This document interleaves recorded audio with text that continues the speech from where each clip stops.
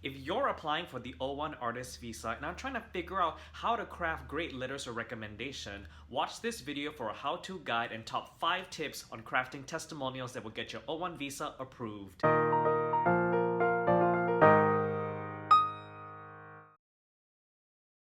Hi everyone, my name is Marcus and I'm an immigration attorney. Welcome back to our O1 Visa process series where we examine in depth the O1 Artist Visa application process. If you haven't already, please subscribe and like so that you can gain access to all our information.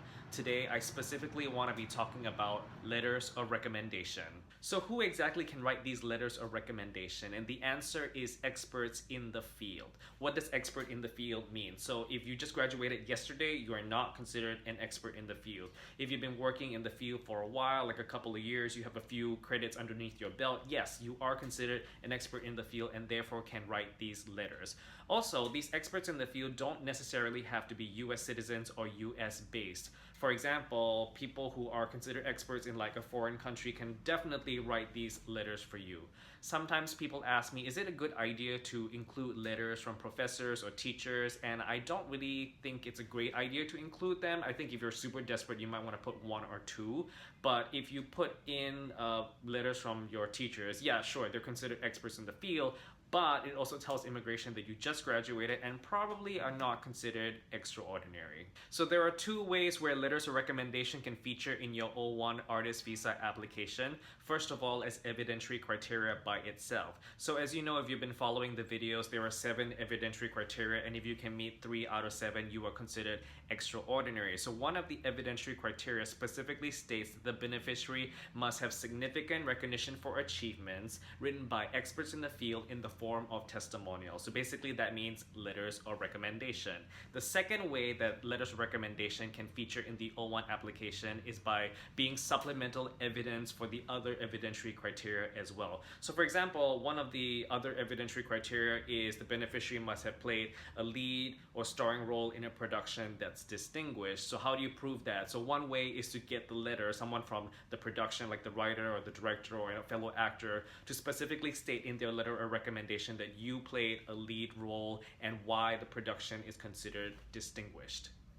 So now your expert in the field has agreed to write a letter of recommendation for you. Now what? Now you got to figure out exactly what this letter of recommendation is going to look like. So I have a handy dandy guide on my website and I'm going to post the link down below so you guys can access it for free. But basically a letter of recommendation breaks down into 3 parts. Part 1 is the bio of the person writing the letter. Part 2 is how exactly they know you. And Part 3, what exactly your achievements are and why they are considered significant. Next, I'm going to go through 5 tips in terms of like what you should include in your letters so that you can write really great letters and get your visa approved. Let's go through all 5 now.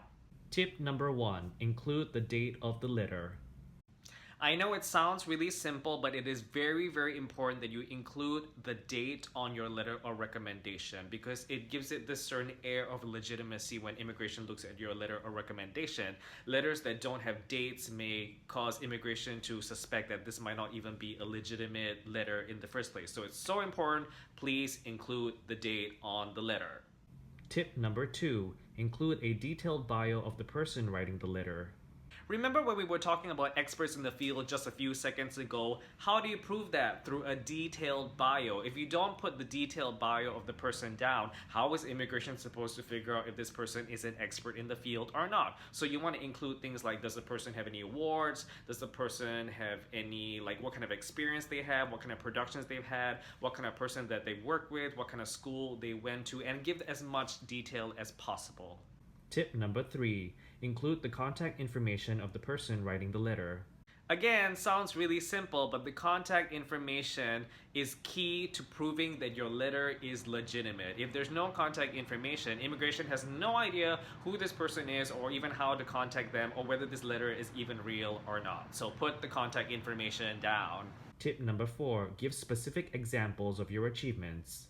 A big part of getting great letters of recommendation is explaining why your achievements are considered significant in the field. So you want to give specific examples. You don't just want to say things like, oh, you are really, really talented, or this person is, has a lot of potential or something like that. Those aren't considered achievement. So you want to be more specific. Like for example, like if you have an award, what kind of award is it? Who gave the award? Why is this award significant? And of course, there are other things that may be considered achievements as well. Like for example, if you were, cast in a really prestigious show or something like that, that could also be considered an achievement. But the person writing the letter really needs to go in depth and in detail when it comes to your achievements in order to meet this criteria. Tip number 5, avoid words that show that you are not extraordinary.